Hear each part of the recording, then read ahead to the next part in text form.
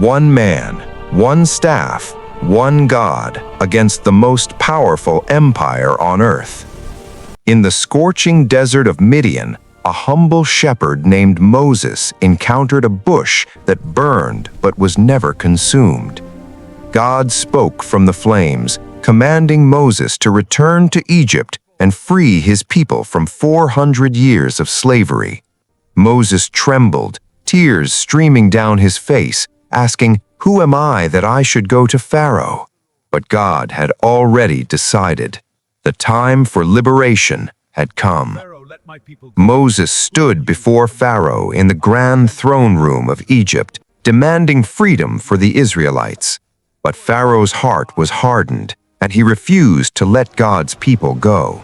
So God unleashed 10 devastating plagues upon Egypt, each one more terrible than the last.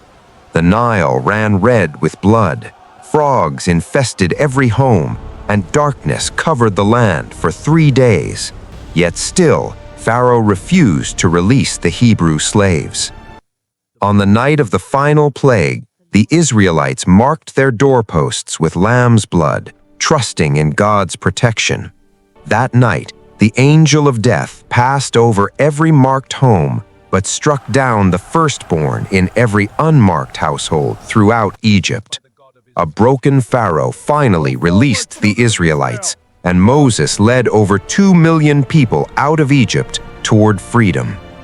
But Pharaoh's heart changed once more, and he sent his entire army to recapture the fleeing slaves. The Israelites found themselves trapped between the churning waters of the Red Sea and the approaching Egyptian army. Moses stretched his staff over the sea, and God sent a mighty wind that blew all through the night. The waters parted, revealing a dry path through the very heart of the sea. 2 million Israelites crossed on dry ground between walls of water that towered higher than any building.